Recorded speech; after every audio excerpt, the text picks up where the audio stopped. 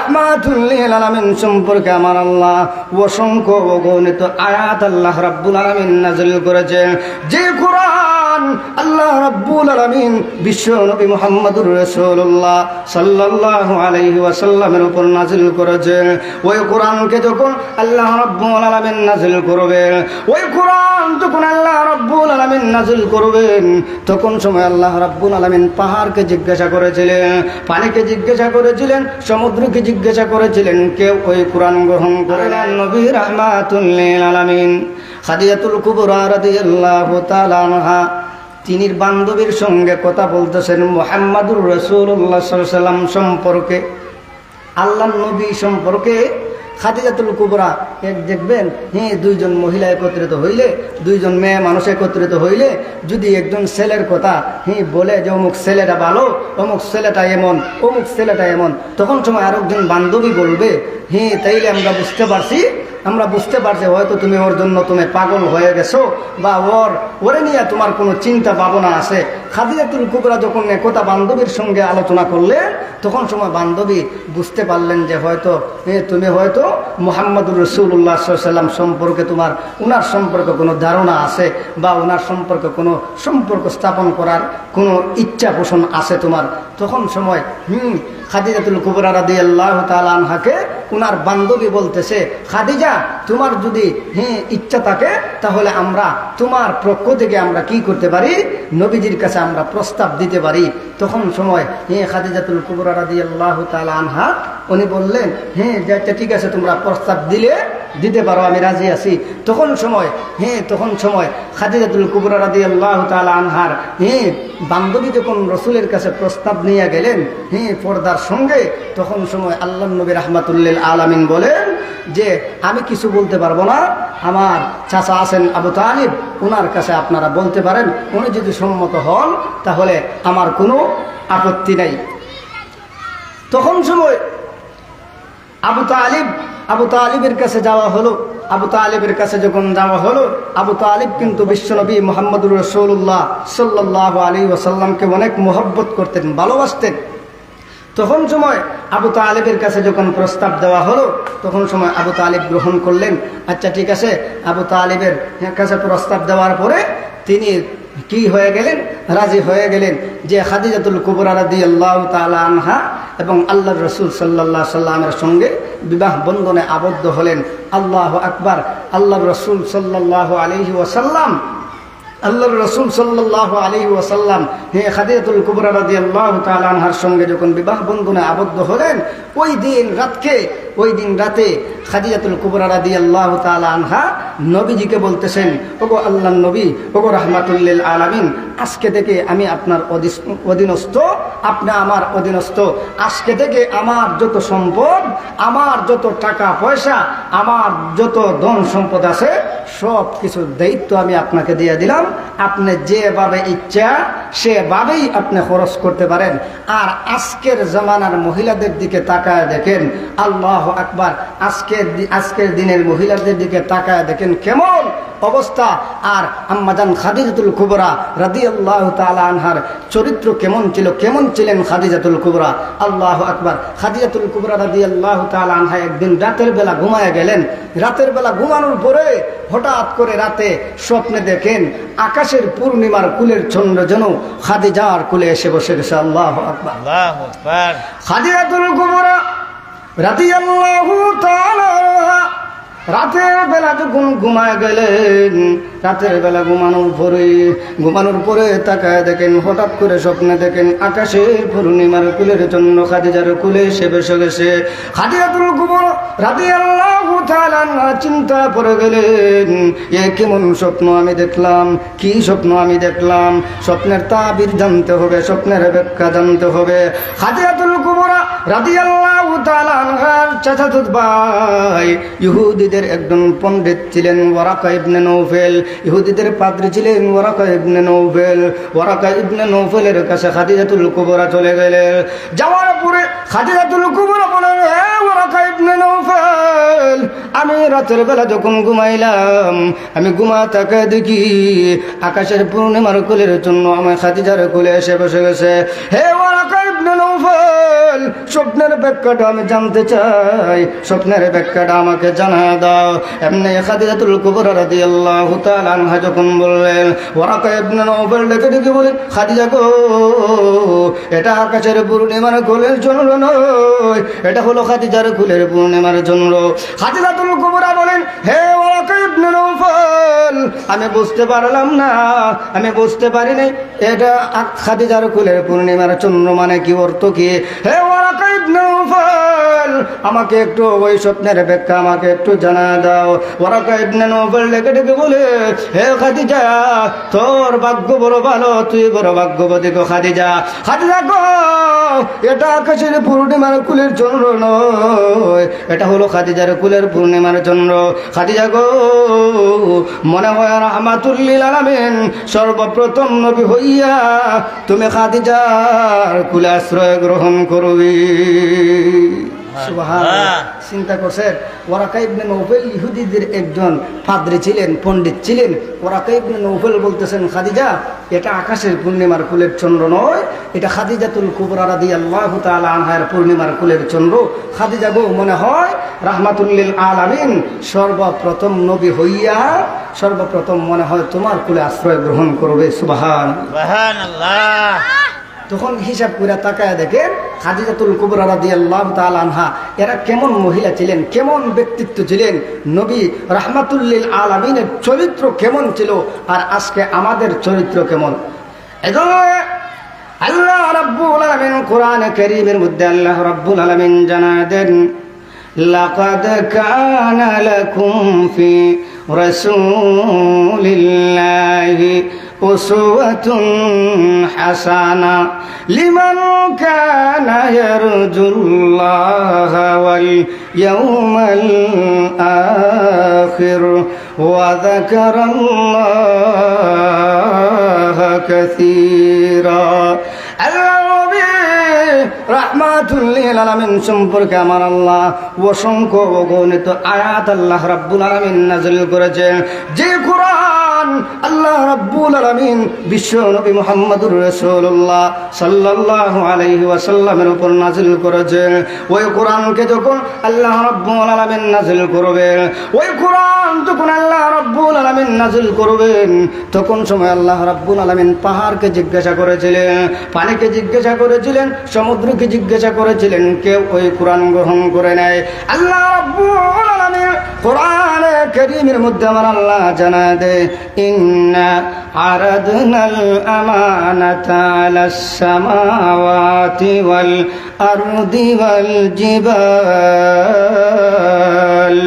ওয়াল জিবালি ফাআবাইনা আন ইয়াহমিলনাহা وأشفقن منها وحملها الإنسان।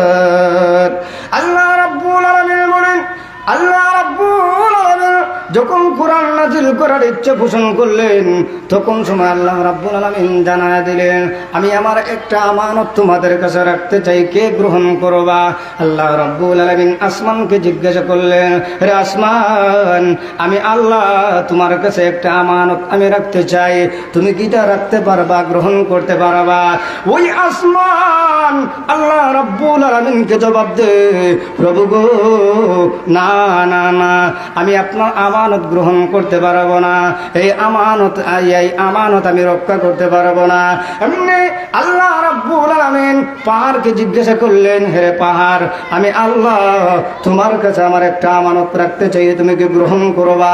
না, ওই পাহাড় আল্লাহ রাব্বুল আলামিনকে জানায় দিল, প্রভু গো, আমি আপনার আমানত গ্রহণ করতে পারবো না, ওগো প্রভু, এই আমানত আমি রক্ষা করতে পারবো না।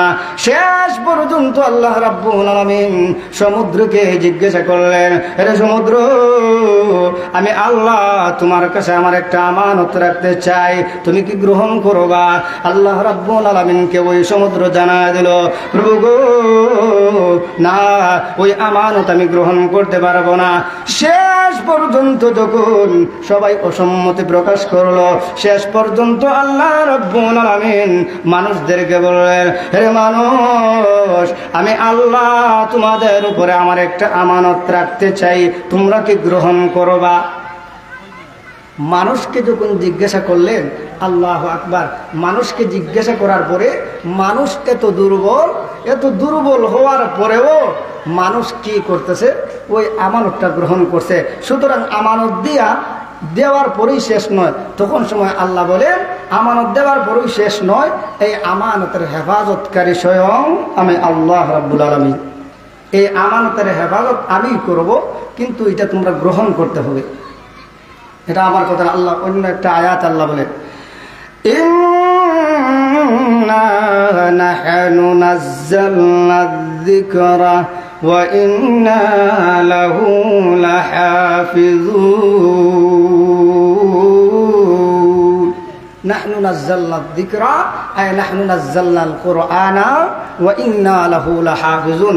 আল্লাহ বলেন, এটার সংরক্ষণ আমি আল্লাহই করব, এরপরে তোমরা এই আমানতটা গ্রহণ করবা। তখন সময় মানুষগুলা বলছিল যে আল্লাহ, যেহেতু আপনি হেফাজত করবেন, তাইলে একটা কাজ করে, আপনি যেহেতু হেফাজত করবেন তা আমরা নিতে রাজি, কি আমরা নিতে পারবো, গ্রহণ করতে পারবো। তখন সময়ে আল্লাহ রাব্বুল আলামিন এই আয়াতখানা নাজিল করছেন, ইন্না আরাদনাল আমানাতা আলাস সামাওয়াতি ওয়াল আরদ ওয়াল জিবাল ফাআবাইনা আইয়াহমিলনাহা ওয়া আশফাকনা মিনহা ওয়া হামালাহাল ইনসান ইন্নাহু কানা যালুমান জাহুলা।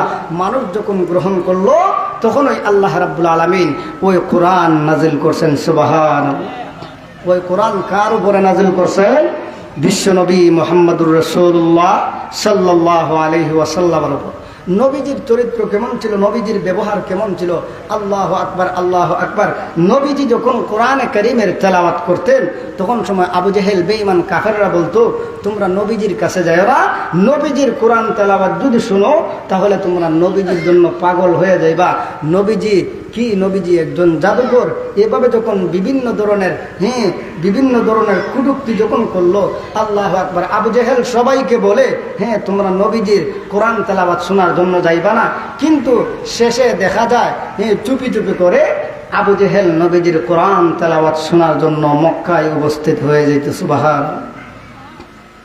নবীজির বিরোধিতা করছে সবচেয়ে বেশি আবু জেহেল, বেশি কষ্ট দিয়েছে আবু জেহেল। আল্লাহু আকবার, আল্লাহু আকবার। এর জন্য আবু জেহেল মানুষ ছিল, কিন্তু আবু জেহেলের কাছে মানুষের কোনো গুণ পাওয়া যায় নাই, মানুষের কোনো কোয়ালিটি পাওয়া যায় নাই। পক্ষান্তরে আবু জেহেল জাহান্নামী। আবু জেহেল অনেক সুন্দর সুটাম দেহের অধিকারী ছিল, আবু জেহেল অনেক হিকমতওয়ালা ছিল। কবিতায় কবি বলেন, গর্বসরত admin সাবুদে Ahmad Abu Jahl make সাবুদে। গর্বসরত admin সাবুদে Ahmad Abu Jahl make সাবুদে। বিশ্বনবী মুহাম্মদুর রাসূলুল্লাহ সাল্লাল্লাহু আলাইহি সাল্লামকে অনেক কষ্ট দিয়েছিল আবু জেহেল। পক্ষান্তরে আবু জেহেল জাহান্নামী। যদিও আবু জেহেল মানুষ হয়ে থাকে, এরপরেও আবু জেহেলের কাছে মানুষের কোনো গুণ পাওয়া যায় নাই, মানুষের কোনো কোয়ালিটি পাওয়া যায় নাই। পক্ষান্তরে আবু জেহেল জাহান্নামী। মুহতারাম হাজরিন, আল্লাহ রাব্বুল আলামিন আল্লাহ নবী মুহাম্মদুর রাসূলুল্লাহ সাল্লাল্লাহু আলাইহি ওয়াসাল্লামের চরিত্রের সার্টিফিকেট সম্পর্কে আল্লাহ রাব্বুল আলামিন বলেন, وَإِنَّكَ لَعَلَى خُلُقٍ عَظِيمٍ।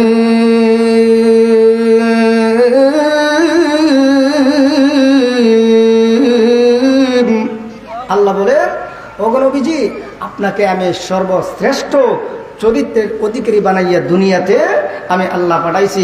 আপনার মতো চরিত্র, আপনার মতো পাক ও পবিত্র দুনিয়ার জমিনে আর কেউ হতে পারে নাই, পারবেও না। আল্লাহু আকবার। বিশ্ব নবী রাহমাতুল লিল আলামিন আল্লাহ রাব্বুল আলামিন কোরআনে কারীমের মধ্যে জানায় দিয়েছেন, ওগো নবীজি, আপনাকে আমি আল্লাহ শুধু মুসলমানদের জন্য রহমত বানায়া দুনিয়াতে পাঠাই নাই। ওগো নবীজি, আমি শুধু আপনাকে দুনিয়াতে ঈমানদারের জন্য পাঠাই নাই, কাফের মুশরিক বেঈমানদের জন্য রহমত হিসেবে বানাইছে। ওগো নবীজি, শুধু তাই নয়, আসমান জমিন, তরুলতা বৃক্ষলতা যা কিছু আছে সব কিছুর জন্য আমি আল্লাহ আপনাকে রহমত হিসাবে প্রেরণ করেছি। শুধু মুসলমানের জন্য না, ইহুদি বেঈমান কাফের মুশরিকদের জন্য আল্লাহ রাব্বুল আলামিন কি করছেন, রহমত হিসাবে দুনিয়াতে পাঠাইছেন নবীজিকে, বিশ্ব নবী মুহাম্মদুর রাসূলুল্লাহ সাল্লাল্লাহু আলাইহি ওয়াসাল্লাম। নবীজিকে যখন কষ্ট দেওয়া হতো তখন সময় ফেরেশতারা বলতো, ইয়া রাসূলুল্লাহ, হাবিবাল্লাহ, ওগো নবীজি, আপনি যদি একটু আমাদেরকে হুকুম করে তাহলে আমরা এই কাফের মুশরিক বেঈমানদেরকে কি করব, আমরা পাহাড় চাপা দিয়া মাটি দিয়া তাদেরকে মাটির নিচে ফেলে তাদেরকে ধ্বংস করে দেব। আল্লাহর নবী বলতেন, হে ফেরেশতারা, যদি এইটা করো, তোমরা যদি তাদেরকে ধ্বংস করে দাও, তাহলে আমি কার কাছে দাওয়াত দিব? লা ইলাহা ইল্লাল্লাহর কালেমার দাওয়াত আমরা কার কাছে পৌঁছায় দেব? আর আমরা যদি হইতাম, আমাদেরকে যদি একজনে আঘাত করে, আমাকে যদি একজনে আঘাত করে, আমরা বলবো যে মাইরালা দৈরালা। কিন্তু নবীজি কথা বলেন নাই। নবীজিকে অনেক ধরনের কষ্ট দেওয়া হচ্ছে, কষ্ট দেওয়া হয়েছে, এর পরেও নবীজি কোনোদিন তাদের জন্য বদুয়া করেন নাই, বদুয়া করেন নাই। এর জন্য তাকায় দেখেন নবীজি বিশ্বনবী মুহাম্মদুর রাসূলুল্লাহ সাল্লাল্লাহু আলাইহি ওয়াসাল্লামের চরিত্র কেমন ছিল, আর খাদিজাতুল কুবরা রাদিয়াল্লাহু তাআলা আনহার চরিত্র কেমন ছিল, কেমন ছিলেন খাদিজাতুল কুবরা রাদিয়াল্লাহু তাআলা আনহা। আল্লাহু আকবার, আল্লাহু আকবার। আর আজকের যুবক সমাজের দিকে তাকায় দেখেন, যুবতী সমাজের দিকে তাকায় দেখেন, রাস্তাঘাটে চলাফেরার পরে, রাস্তাঘাটে চলতে গেলে আল্লাহু আকবার, আল্লাহু আকবার, কেমন অবস্থা। সামান্য একটু আমি একটা সঙ্গীতের সামান্য একটা অংশ আমি আপনাদেরকে শোনাই দেব ইনশাআল্লাহ। এরপরে আমার ভাই উপস্থিত আছেন, ইনশাআল্লাহ ওনার জবান থেকে আপনারা গুরুত্বপূর্ণ আলোচনা শুনবেন। 60 বছরের বুইরা বেডিলি বৃষ্টিক লাগায়, 60 বছরের বুইরা বেডিলি বৃষ্টিক লাগায়, স্ক্রিনশট জামা পইরা জোয়ান হইতে চায়, হায় হায়, স্ক্রিনশট জামা পইরা জোয়ান হইতে চায়। 60 বছরের বুইরা বেডিলি বৃষ্টিক লাগায়, 60 বছরের বুইরা বেডিলি বৃষ্টিক লাগায়, স্ক্রিনশট জামা পইরা জোয়ান হইতে চায়, হায় হায়, স্ক্রিনশট জামা পইরা জোয়ান হইতে চায়। রাস্তাঘাটে চলতে গেলে কত বাপ দেখায়, রাস্তাঘাটে চলতে ফিরতে কত বাপ দেখায়, স্ক্রিনশট জামা পইরা জোয়ান হইতে চায়, হায় হায়, স্ক্রিনশট জামা পইরা জোয়ান হইতে চায়। রাস্তাঘাটে চলতে ফিরতে কি যে বাপ দেখায়, রাস্তাঘাটে চলতে ফিরতে কি যে বাপ দেখায়, ওসা জুতা ফিন্দা কুরকুরায়া চায়, হায় হায়, ওসা জুতা ফিন্দা কুরকুরায়া চায়। ঠিক কিনা? আজকের সমাজে, আজকের আমাদের মহিলাদের, মা বোনদের এই অবস্থা। আজকে যদি আমি যদি তাদেরকে সতর্ক না করি, ওই মা বোনদেরকে যদি আমরা সতর্ক না করি, আমার বোন, আমার স্ত্রী, আমার মা যদি জাহান্নামে যায়, আমি যদি বাহিরে যে কোনো জায়গায় যত বড় শাইখুল হাদিস হই, বাহিরে যাই আপনাদের এখানে আমি ওয়াজ করতেছি, আলোচনা করতেছি, কিন্তু আমার ঘরে আমার বউ ঠিক নেই, আমার মা ঠিক নেই, আমার বোন ঠিক নেই, এই ওয়াজে আপনারাও হেদায়েত হবে না, আমারও কোনো ফায়দা হবে না। কতটুকু যতটুকু পারলাম চিল্লাইলাম, এতটুকুই, অন্য কিছুই না। আগে আমার পরিবার, আমার বউ, আমার বাচ্চা, আমার সন্তান, আমার মেয়ে, আমার মা, তাদেরকে আগে আমি কি করতে হবে। এই জন্য আল্লাহ রাব্বুল আলামিন কোরআনের একটা আয়াতে আল্লাহ আলোচনা করেন। আল্লাহ বলেন, ইয়া আইয়ুহাল্লাযীনা আমানু কু আনফুসাকুম ওয়া আহলিকুম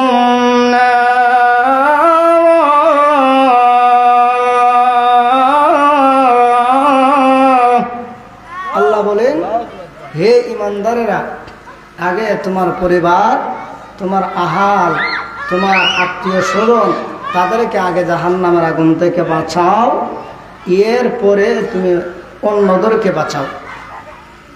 আগে তোমার পরিবার, তোমার বউ বাচ্চা, আত্মীয় স্বজন যারা আছে, তাদের কাছে আগে কালেমার দাওয়াত দেও, তাদেরকে আগে তুমি ইসলামের ছায়া তলে তাদেরকে নিয়ে আসো, এরপরে বাহিরে তুমি করো।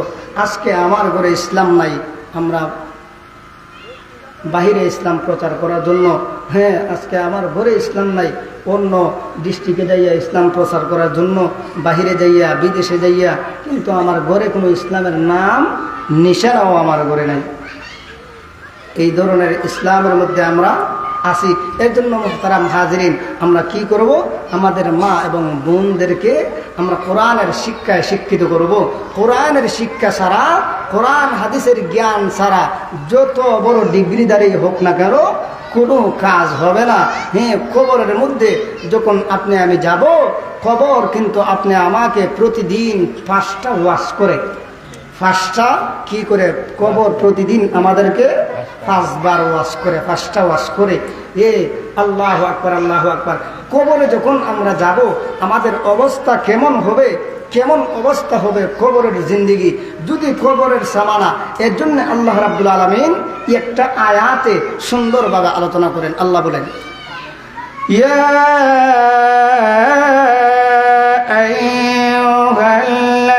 আইয়ুহাল্লাযীনা আমানুত্তাকুল্লাহ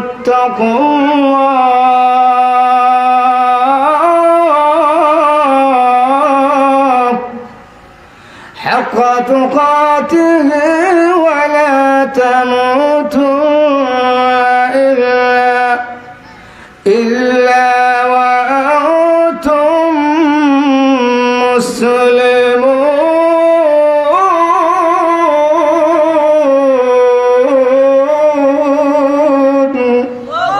আল্লাহ বলেন, হে ইমানদারেরা, আমানুত্তাকুল্লাহ, তোমরা আমি আল্লাহকে ভয় করো, ভয় করার মতো করো। এখন হ্যাঁ, ভয় তো আমরা করি, ঠিক আছে, কিন্তু প্রকৃতপক্ষে আমাদের অন্তরে আল্লাহর ভয় আমাদের নাই, জাহান্নামের ভয় আমাদের নাই। আল্লাহর ভয় যদি আমাদের অন্তরে থাকতো, তাহলে আমরা গুনাহের কাজে লিপ্ত হতে পারতাম না। হুজুর এখানে বসা, ওনারে রাইকে আলোচনা করা, এটা আমার বেয়াদবি হয়। এরপরেও যেহেতু আমাকে আহ্বান করা হয়েছে, সংক্ষিপ্ত কিছু আপনাদেরকে জানা যায়। আল্লাহ বলেন, হে ইমানদারেরা, তোমরা আমাকে ভয় করো, ভয় করার মতো করো। ইত্তাকুল্লাহ, তোমরা আমি আল্লাহকে ভয় করো, হাক্কা তুকাতিহি, ভয় করার মতো করো। ওয়ালা তামুতুন্না ইল্লা ওয়া আনতুম মুসলিমুন, হ্যাঁ, অর্থাৎ তোমরা পাক্কা মুসলমান না হইয়া, প্রকৃত ইমানদার না হইয়া তোমরা কবরে আসবা না। ওয়ালা তামুতুন্না ইল্লা ওয়া আনতুম মুসলিমুন, তোমরা মরবা না। মরবা না মানে কবরে আসবা না। যদি তোমরা প্রকৃত ইমানদার না হয়ে কবরে আসো, তাহলে মনে রাখবা কবরের আযাব কত ভয়াবহ। আল্লাহু আকবার। নবীজির সাহাবীরা নবীজিকে জিজ্ঞাসা করলেন, আল্লাহর সাহাবীরা বলেন, ইয়া রাসূলুল্লাহ, ইয়া হাবিবাল্লাহ, ওগো নবীজি, কবরের ভয়াবহতা সম্পর্কে আমাদেরকে একটু জানায় দেন। আল্লাহ নবী বলেন, হ্যাঁ আমার সাহাবীরা শোনো, কবরের মধ্যে কেমন অবস্থা হবে, কবরের আযাব কেমন ভয়াবহ হবে। আল্লাহ নবী বলেন, সাহাবীরা রে, ওই কবরের আযাব যদি শয়তানকে দেখানো হতো, ইবলিসকে যদি দেখানো হতো, তাহলে ওই ইবলিস, ওই শয়তান কালেমা পড়ে মুসলমান হয়ে যাইত। যদি কি করা হইতো? আল্লাহ নবী বলে, যদি শয়তানকে দেখানো হতো, তাহলে শয়তান কালেমা পড়ে মুসলমান হয়ে যাইত। আল্লাহু আকবার। মুহতারাম হাজিরিন, যতটুকুই আলোচনা করলাম, আল্লাহ তাআলা যেন আপনি আমাকে আল্লাহ তাআলা যেন ওই আলোচনার উপর আমাদের প্রত্যেককে আমল করার তৌফিকটুকু দান করেন। সকলে বলুন আমিন।